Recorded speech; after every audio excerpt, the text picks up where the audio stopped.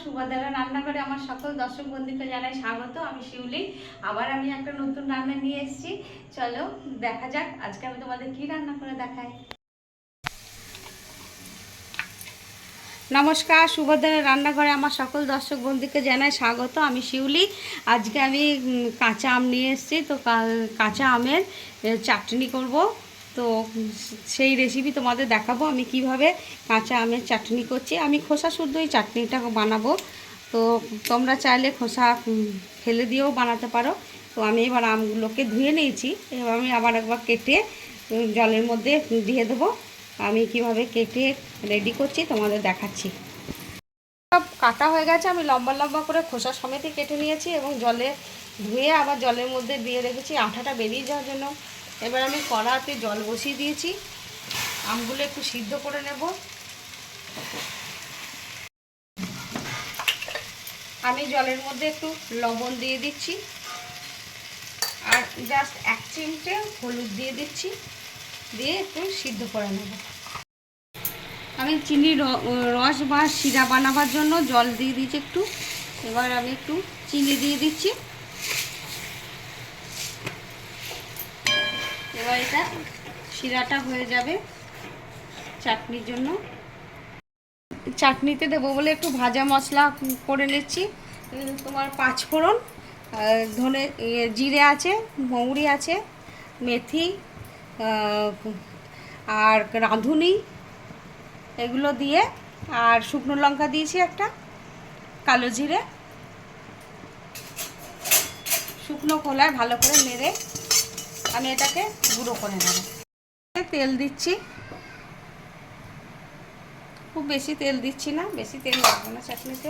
যাই হোক, এবার একটু 5 ফোড়ন দিয়ে দিলাম আর শুকনো লঙ্কা দিয়ে দিলাম ফোড়নে। ফোড়নটা কয়েক সেকেন্ড ভাজা হলেই আমার মশলাটা ভাজা হয়ে গেছে। এবার আমি এই চিনির শিরাটা আস্তে আস্তে ঢেলে দেব।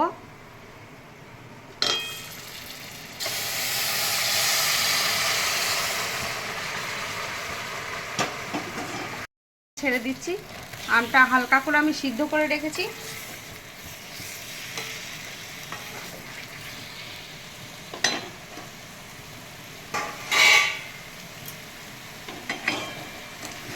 আমি একটু স্বাদ মতো লবণ দিয়ে দিচ্ছি। সিদ্ধ করার সময় লবণ দিয়েছিলাম, আর আমি এখন হলুদ দিলাম না, কারণ আমি যখন আমটা সিদ্ধ করি না তখন একটু হলুদ দিয়েছিলাম সিদ্ধর সময়। কালারটা হালকা হলদে হলদে আছে, আমি আর বেশি হলুদ দিলাম না, এই কালারটাই থাক।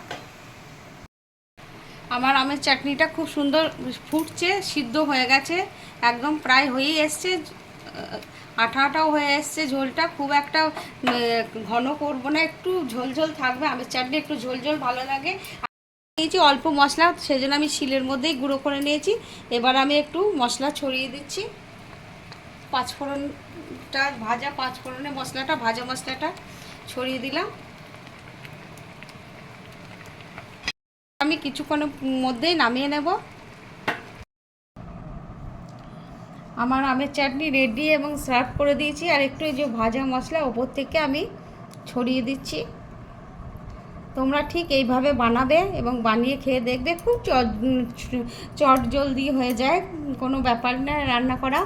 যাই হোক, তোমরা অবশ্যই এইভাবে করবে, আমের চাটনি করে খেয়ে দেখে আমাকে কমেন্ট করে জানাবে কেমন হয়েছে।